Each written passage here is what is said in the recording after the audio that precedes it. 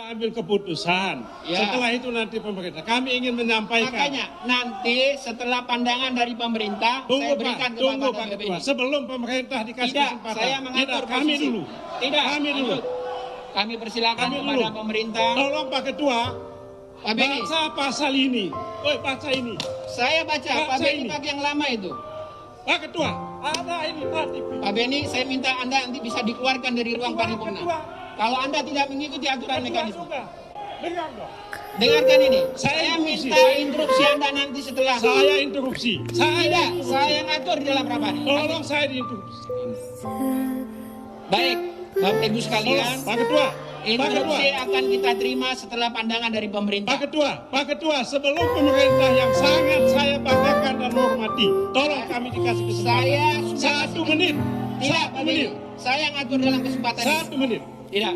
1 menit. Silakan kepada pemerintah untuk menyampaikan pandangan. Nanti setelah pemerintah baru. Kalau demikian maka kami fraksi Demokrat menyatakan walk out dan tidak bertanggung jawab.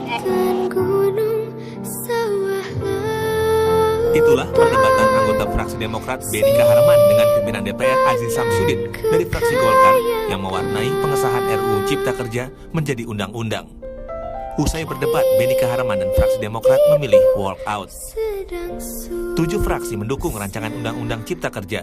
PDIP, Golkar, Gerindra, Nasdem, PKB, P3 dan PAN yang menerima dengan catatan. Sementara fraksi Demokrat dan fraksi PKS menolak. Pimpinan, rakyat di luar bertanya-tanya, kawan-kawan semua di ruangan ini.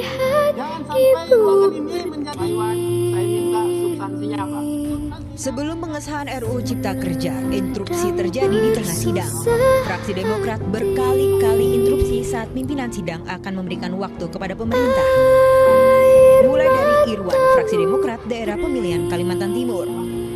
Lalu Didi Samsudin, fraksi Demokrat dari daerah pemilihan Jabar 10. Kami meminta di voting saja, ini bukan masalah menang dan kalah. Pak Didi, cukup. Tetapi Anda tidak bisa. Dan puncaknya saat Beni Harman dari daerah pemilihan NTT menginterupsi.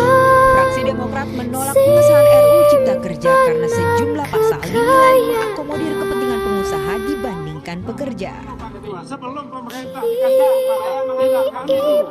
Tidak, Kami dulu. kami persilakan kepada pemerintah. Tolong Pak Ketua. Pak Beni, Baca pasal ini. Baca ini. saya baca. Pak Beni bisa dikeluarkan dari ruang paripurna. Kalau Anda tidak mengikuti aturan mekanisme. Saya ngatur di dalam rapat. Tolong saya diinterupsi. Akhirnya fraksi Demokrat pun memutuskan walkout dari sidang saat Menteri Perekonomian Erlangga Hartarto hendak menyampaikan pandangan pemerintah.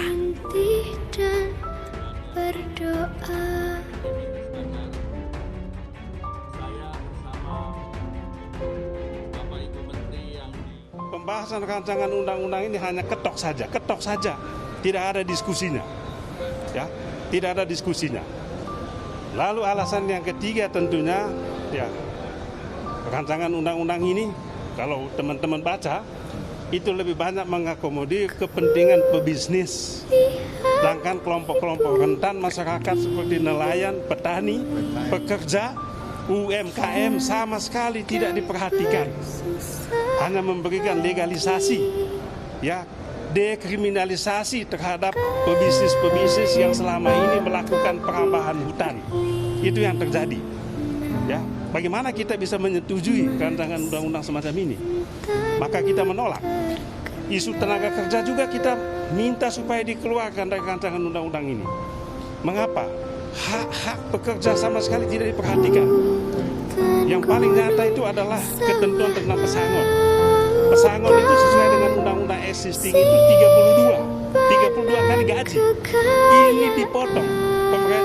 Pengusaha hanya tanggung jawab 16 kali. Lalu pemerintah dikasih tanggung jawab 9 kali. Tapi itu pun mekanismenya asuransi. Coba bayangkan melalui asuransi jaminan kehilangan pekerjaan. Duit dari mana pemerintah bayar itu?